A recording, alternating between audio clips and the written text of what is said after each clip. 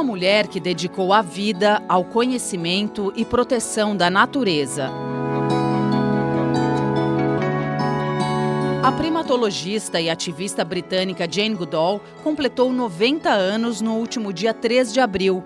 Valerie Jane Morris Goodall é conhecida internacionalmente por ser pioneira no estudo dos chimpanzés do Parque Nacional Gombe Stream, na Tanzânia.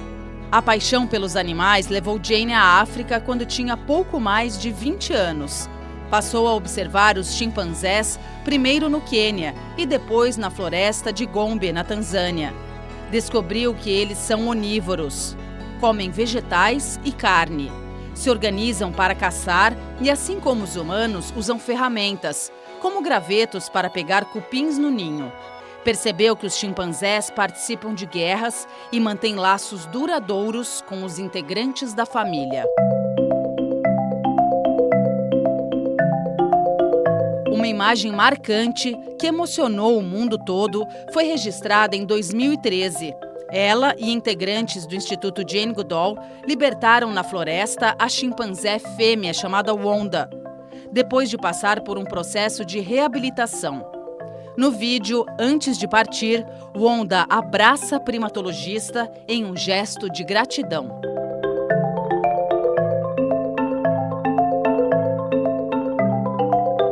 Em sua longa carreira científica, Goodall escreveu diversos livros e ganhou muitos prêmios. Até hoje, a mensageira da paz das Nações Unidas viaja por vários cantos do mundo em campanhas de mobilização da sociedade, especialmente os jovens, numa incansável luta em defesa de um futuro melhor para todos os seres vivos do planeta.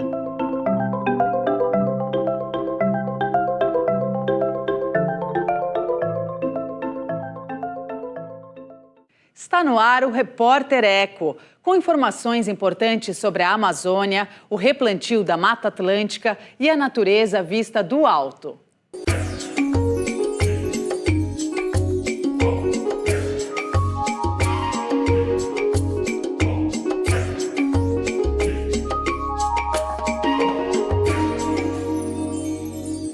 Veja os destaques do Repórter Eco de hoje.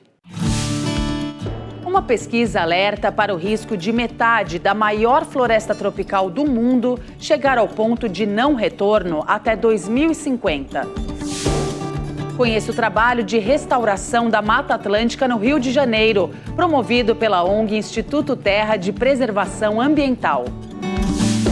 E Eliseu Frechu registra as escaladas de montanhas no Brasil e em outros países.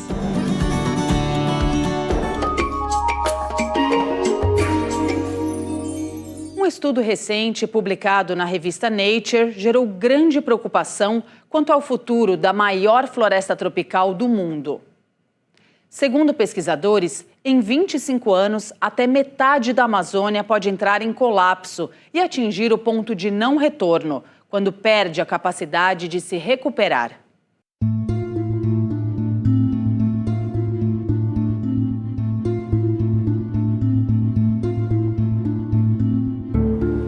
As pressões humanas podem levar a Amazônia a atingir o ponto de não retorno quando não é mais possível reverter a devastação até 2050.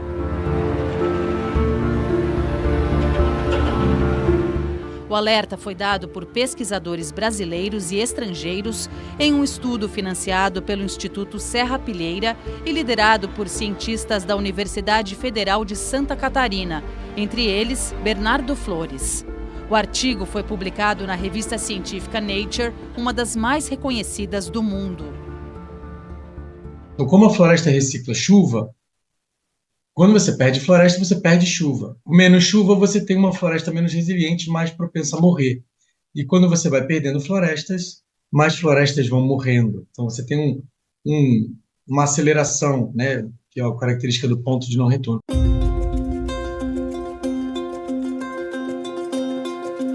A pesquisa analisou estudos baseados em modelos matemáticos que simulavam o comportamento da floresta diante de diferentes ameaças, evidências de campo, imagens de satélite e dados de paleoecologia, que foca em como a floresta se comportou nos últimos milhares ou milhões de anos.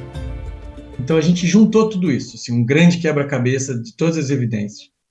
E olhamos e assim, o que a gente viu foi uma visão muito mais ampla, conectando parte desse quebra-cabeça e várias peças também que estão faltando nesse quebra-cabeça, que a ciência ainda precisa evoluir.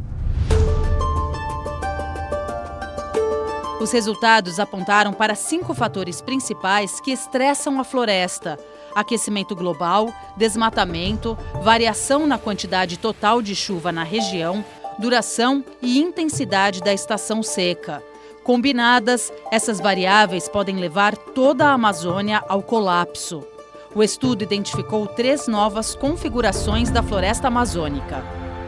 São florestas degradadas, então ela continua como floresta, mas não é a mesma floresta, e ela pode persistir aprisionada numa floresta sempre degradada. Ecossistemas abertos degradados, aí já não é mais floresta, mas também fica aprisionado, e muito por fogo. E é degradado principalmente porque tem gramíneas invasoras exóticas, elas vêm de áreas de pastagem, são gramíneas usadas para pastagem, para alimentar o gado, plantadas em pastos, e que se espalham para os ecossistemas naturais e tornam eles degradados. E elas não saem, elas são muito persistentes. E promovem fogo, então a floresta não volta mais. E o terceiro tipo são savanas de areia branca. E elas podem se expandir, tem evidências de que elas já estão se expandindo em alguns lugares. De acordo com o estudo, a Amazônia já perdeu 15% da área florestal original. No ritmo atual de desmatamento e degradação, estima-se que chegaríamos em 20% de destruição entre as décadas de 2050 e 2060. Por que 20% da Amazônia poderia causar um ponto de não retorno? Porque ele simplesmente seria um ponto a partir do qual a floresta perderia uma quantidade tal de chuvas que ela começaria a morrer mais. E aí, do 21 para o 30, só vai acelerando, entendeu? Vai morrendo mais, do 30 para o 40 vai morrendo mais. A tendência é que, a partir do ponto de não retorno, a gente perca o controle, perca a nossa capacidade de controlar os fatores que moldam a resiliência, né? Os pesquisadores também levantaram aspectos da floresta amazônica que contribuem para a sua conservação. A biodiversidade da floresta torna ela mais resiliente porque dá a ela mais capacidade de lidar com eventos inesperados, eventos de seca, fogo. Quando você tem uma diversidade de estratégias, ela consegue se adaptar, consegue reagir melhor. O manejo das paisagens amazônicas pelos povos indígenas e comunidades locais que vivem lá há séculos e milênios, elas têm um conhecimento ecológico profundo e elas podem ajudar a lidarmos com as mudanças climáticas e os impactos na floresta. E, além disso, elas protegem a floresta. O estudo ainda estabelece limites seguros para a saúde da Amazônia, como manter a temperatura abaixo de 1,5 graus de aquecimento médio global e as taxas de desmatamento em no máximo 10%, o que significa restaurar pelo menos 5% da floresta, além de reduzir mundialmente as emissões de gases de efeito estufa. Se a gente esperar o ponto de não retorno para começar a agir, não vai fazer sentido. A gente pode não funcionar nenhuma ação. A hora é agora, entende? É urgente que a gente tome medidas drásticas para zerar o desmatamento líquido, zerar a degradação. Precisa da colaboração de todos os países amazônicos. Eu me refiro aqui a desmatamento e degradação de grande escala, que está associada à grilagem, que está associada à substituição da floresta por pastagens e plantação de soja ilegalmente. Estima-se que a Amazônia armazene o equivalente a 20 ou 30 anos de emissões de carbono emitidas no mundo todo. Perder a maior floresta tropical do planeta traria prejuízos irreversíveis, como a aceleração das mudanças climáticas, o desequilíbrio do sistema climático mundial e a perda de ecossistemas dos quais muitas populações dependem.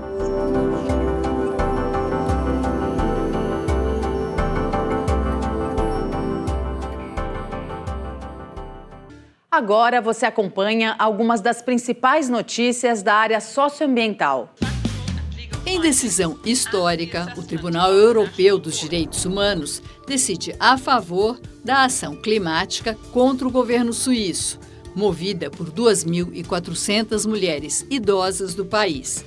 O grupo de ativistas denunciou a Suíça por não agir contra o aquecimento global, colocando a vida delas em risco.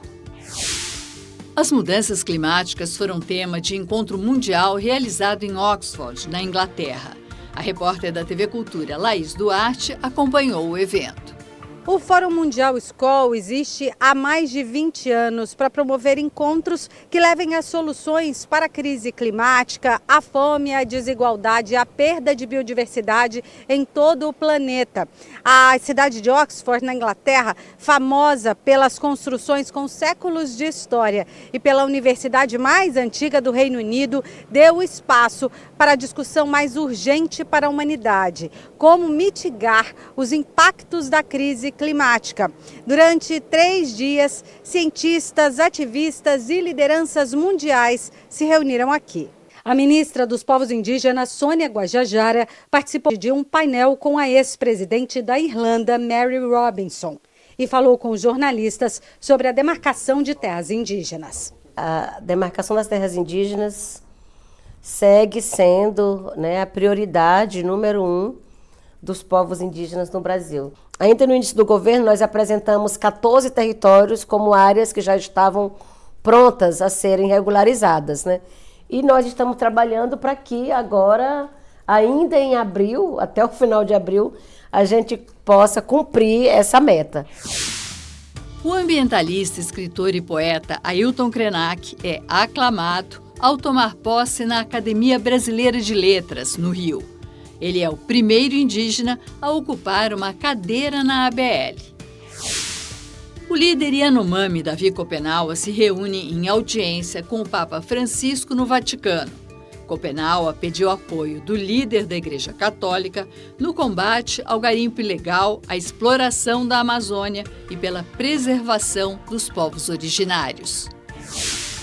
O presidente Luiz Inácio Lula da Silva lança um programa em parceria com municípios da Amazônia para financiar ações de prevenção, monitoramento, controle e redução do desmatamento e incêndios florestais. O programa terá 730 milhões de reais até 2027. A maior parte do dinheiro será repassada para o Fundo Amazônia. Lula reafirmou que a meta do Brasil é atingir o desmatamento ilegal zero até 2030, conforme o Acordo de Paris. O Ministério Público Federal em Manaus considera ilegal a licença concedida pelo governo do Amazonas para que uma empresa canadense construa a maior mina de fertilizantes da América Latina na floresta amazônica. Os promotores dizem que a licença viola a Constituição, as normas internacionais e os direitos dos povos indígenas. Você vai ver logo mais aqui no Repórter Eco. No Rio de Janeiro, a ONG Instituto Terra de Preservação Ambiental promove o plantio de mudas de árvores nativas para recuperar a Mata Atlântica.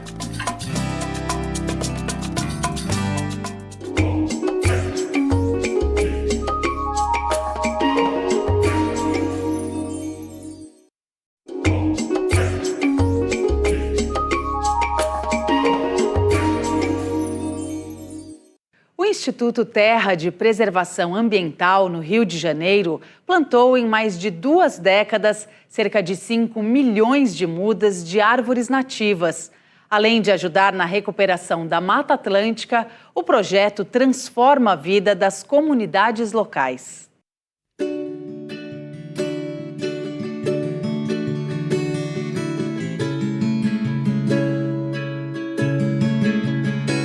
O correr das águas nos rios da Amazônia mudou o correr da vida de Maurício.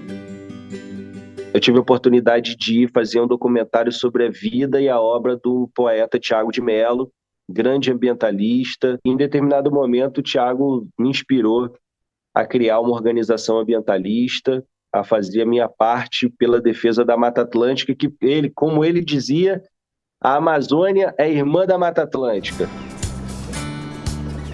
Nasceu assim, entre poesias e esperança, o Instituto Terra de Preservação Ambiental. De Miguel Pereira, cidade no interior do Rio de Janeiro, Maurício, primeiro sozinho, depois muito bem acompanhado, saiu plantando mais que árvores. Eu costumo dizer que assim, cada árvore que a gente planta no chão são algumas sementes que a gente planta dentro das pessoas. Em 26 anos, quase 5 milhões de árvores foram plantadas, cada uma delas cultivada desde a semente por mãos de mulheres como Cristiana. O ensinamento diário, além daqui, quando eu chego em casa, eu passar para os meus filhos, que tudo que eu começo aqui, eu vou deixar para eles e no caso dos meus netos, e é um orgulho. Da semente debruçada sobre a terra, o broto fica protegido sob sombrite. Depois, de 3 a 6 meses no sol, para se habituar à dureza do campo. Quando chega a hora, as mudas de mais de 50 espécies nativas da Mata Atlântica são selecionadas e unidas em um rocambole de diversidade. O ITPA faz desde a parte de coleta de semente até te entregar uma floresta. Eu fazendo o meu dever de casa, a minha família fazendo, meu filho fazendo, e a gente passando para frente, a gente pode mudar um pouquinho. Mais árvores crescendo e recompondo a mata. Mais tubetes vão se acumulando nos estoques do Instituto. Todos esses já foram berços de mudas de jequitibás, ipês roxos, jussaras, quaresmeiras. Agora vão abrigar sementes de outras espécies da Mata Atlântica. Mais áreas degradadas deixaram de existir, também graças à semente da transformação plantada pelo ITPA. Mais de 4 mil hectares de Mata Atlântica foram recuperados, mudinha por mudinha. As cicatrizes da devastação foram curadas com novas florestas. O chamado do poeta Tiago de Mello, que reverberou em Maurício, que ecoou na mãe dele e na filha dele, anda semeando vida e vocação para a solidariedade. O Tiago falou para mim uma poesia que eu nunca mais esqueci. O trabalho não é a pena do homem por viver, mas a forma que ele tem de fazer o mundo um lugar melhor.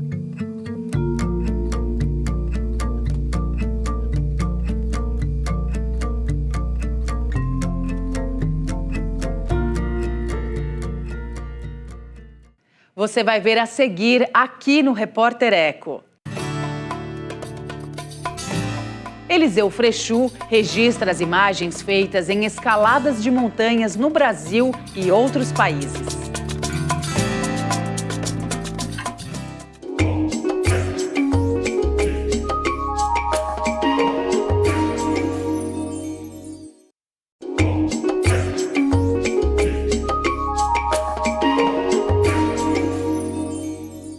O mundo visto do alto. Quem ama as montanhas sabe que é fundamental tratá-las com respeito. Na websérie Profissão Montanhista, Eliseu Frechou, guia e escalador há mais de 40 anos, divide suas experiências.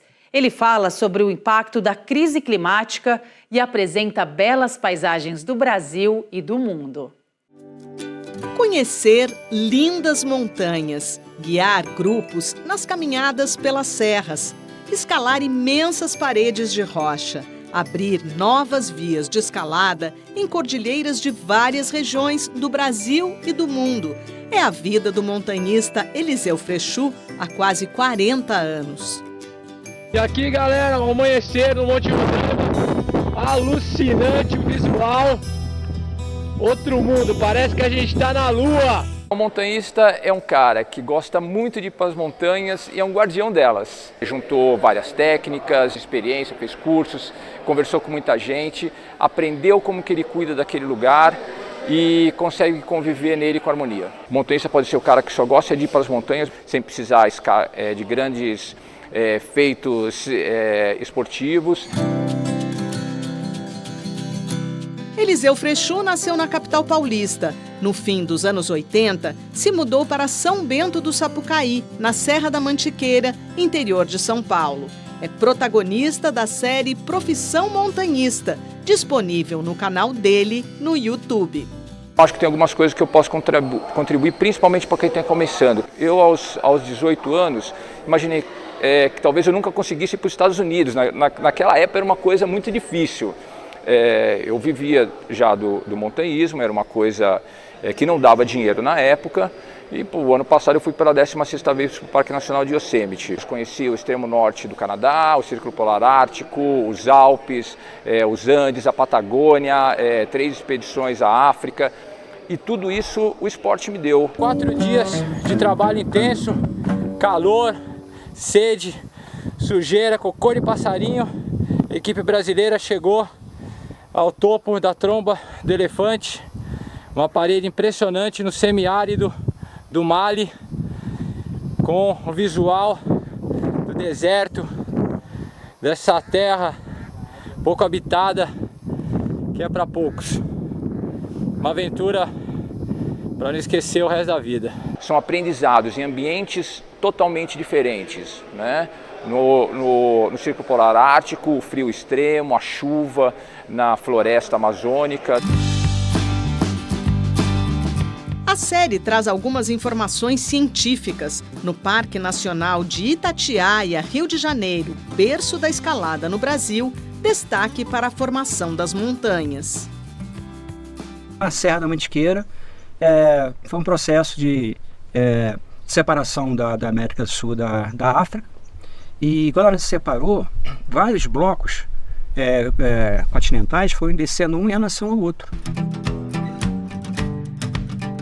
A trajetória do escalador envolve sustos. Em 1994, ao lado de outro brasileiro, levou 9 dias para subir a montanha El Capitan, no Parque Nacional de Yosemite, nos Estados Unidos. Durante 2 dias, eles ficaram presos a uma parede para se proteger de uma tempestade inesperada. Tiveram que economizar água e comida. Com as mudanças climáticas, a imprevisibilidade aumenta e os cuidados têm sido redobrados. Yosemite ainda está sofrendo muito com as queimadas aqui na Serra Nevada, Califórnia, né? Muitos anos de seca. E esse ano está especialmente perigoso aí para a galera que mora nos lugares onde tem muitos desses pinheiros, que pega fogo muito fácil. As mudanças climáticas, principalmente em lugares como a Patagônia, tornou a escalada muito mais perigosa. Aquele gelo é o que segura as pedras de caírem. A hora que começa a esquentar, é avalanche uma atrás da outra. E são avalanches com blocos do tamanho de um prédio. A área de desertificação na África está cada vez avançando. Essas populações que moram embaixo das montanhas são afetadas de uma maneira que tornam a nossa ida para esses lugares muito mais complicada.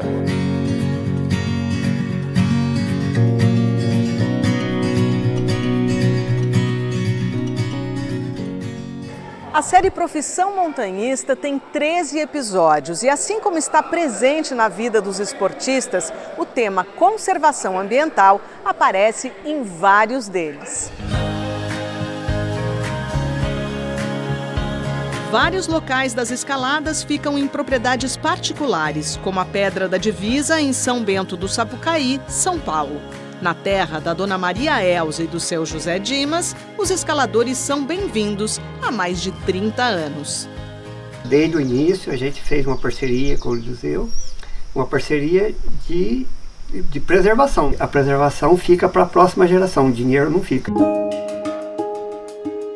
Na Serra de Cambotas, Minas Gerais, no maciço do Espinhaço, a escalada é feita em parceria com a médica Ana Fujita, mulher do Eliseu, que também produz a série Profissão Montanhista. Além de evidenciar a presença das mulheres no esporte, ela chama atenção para a necessidade de cuidar bem dos locais de escalada. Todo lixo tem que ir embora junto com a gente.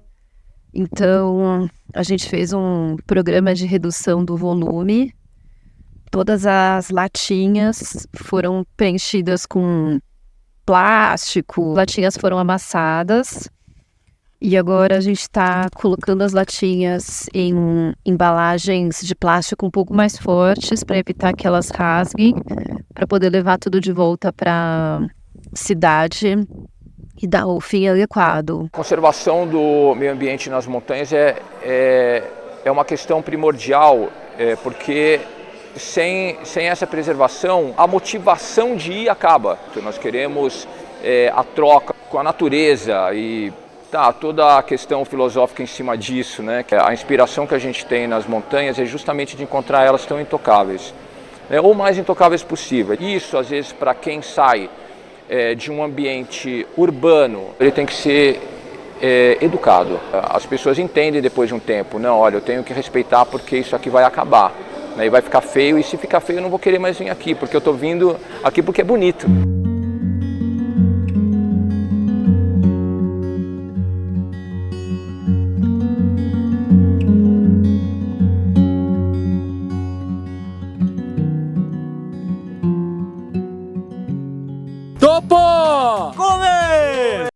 O Repórter Eco de hoje termina aqui. No próximo programa tem mais projetos, ações e pesquisas por um mundo melhor e mais digno para todas as formas de vida da Terra. Até lá!